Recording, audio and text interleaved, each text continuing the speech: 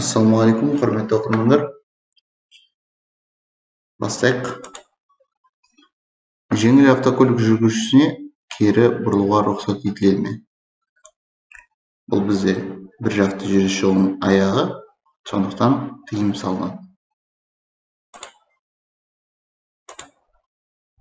Осы жағдайда А1 қосымша санатына жатпайтын мопед жүргізушісіне солға бұрылуға рұқсат етіледі ме?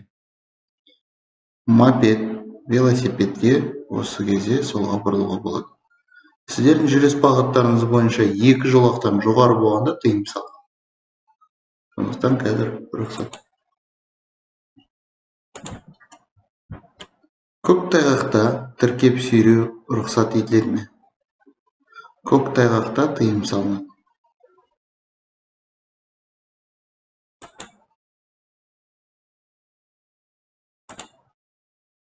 Осы жағдайда жүргізуші тиісті әрекеті. Әрине, соқтығыс көрген соң сіздер жылдамдықтарыңызды ең бастысы азайту керексіздер. Жүргін бөлігін шетінде тоқтайды, назар арттырып, қозғалысты жалғастырады. Қажеттілік болған жағдайда тоқтап, мүмкіндік болу үшін жылдамдықты төмендетеді. С жауабы. Қызыл автокөлік жүргізушісі қиылыстан өту кезінде жол береді. Енді суретке қарасаңыздар, бұл бізде тең мағыналы қиылыс. Қазір көрсетейін. Автобустың оң жағында ешкім жоқ, сондықтан автобус бірінші жүреді. Автобус жүріп кеткен соң жеңіл көлік, содан кейін барып қызыл көлік. Барлық көлік құралдарына жол беру міндетті.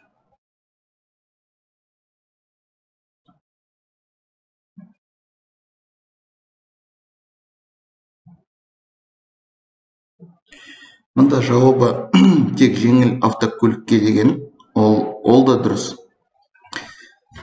Себебі, қазір қайтадан көрсетейін сіздерге. Сұрақ мұнда қызыл көлік кімге жол береді деп тұрды, қандай кезекпен өтеді деп тұрған жоқ. Сондықтан мен бұл жерде қателестім. Мысалы, мен бір көлік, екі көлік бар, үш көлік бар. Мысалы, біз жүрген кезде оң жағымызға қараймыз. Ол жүргізуші де оңға қарайды, дұрыс па? Сонда мұнда сұрақ қойылғанның өзі қызыл көлік кімге жол береді? Сонда біз тек қана жеңіл көлікке дейміз. Өйткені біздің оң жағымызда жаңағы сұр көлік болды. Сонымен достар, сұраққа өте назар аударыңыздар. Егер де жазылса қызыл көлік кімге жол береді десе, онда оң жақтағы көлікті жазасыңдар. Егер де қандай кезекпен өтеді десе, онда сіздер мысалы қызыл көлік барлығына жол береді деп жауабын жазасыздар. Осындай қателіктер кетпесін. Осы жүргізушілердің қайсысына тікке жүруді жалғастыруға рұқсат етіледі?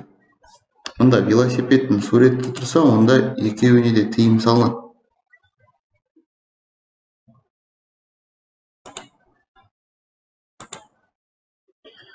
Көк түсті жарқылдақ шамшырағы және арнайы дыбыстық сигналы қосылған автокөлік жақындаған кезде жеңіл автокөлік жүргізушісі міндетті іс-әрекеті қандай дейді?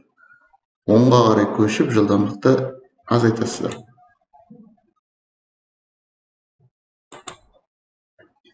Қай көліктің жүргізушісі таңбалау сызығын кесіп өтіп қағидаларды бұзды дейді? Әрине, қызыл. Қазір анимациясын тағы да көрсетейін. Қызыл. Екі және одан да көп көлік құралын тіркеп сүйреу рұқсат етіледі ме? Тыйым салынады.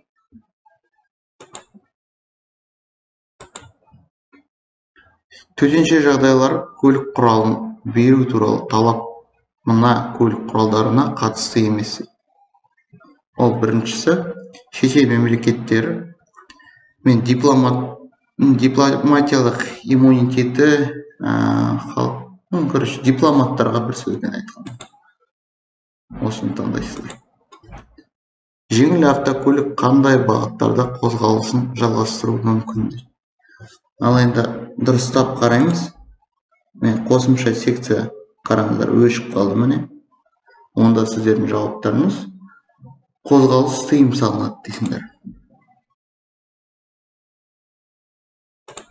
Осындай сұрақтар болады, адам шатастыратын. Қызғылт сары немесе сары жылпылдақ шамшырақ орнатылған көліктер дейді. Ол бізде күзет қызметі, иә.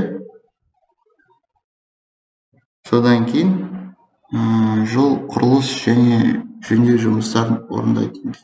Сонда бізде 2 мен 3 деген бар ма мұнда? Міне. Жауабы осы.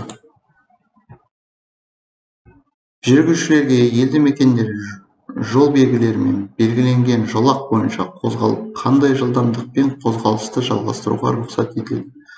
Сұрақты былай қою керек. Ол көрсетілген белгіде осы жолақта қандай жылдамдықпен жүруге болады деген сақыл. Елді мекен жол белгілерінің белгіленген жолақ бойынша қозғалып, қандай жылдамдықпен қозғалады? Елді мекенде 50-ден 60 болады.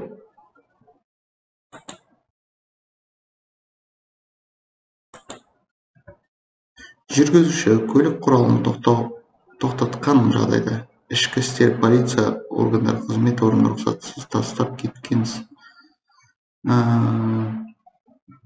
Көлік құралын тоқтатқан соң өз еркімен көліктен шықсаңыздар 5 мрп штраф төлейсіздер.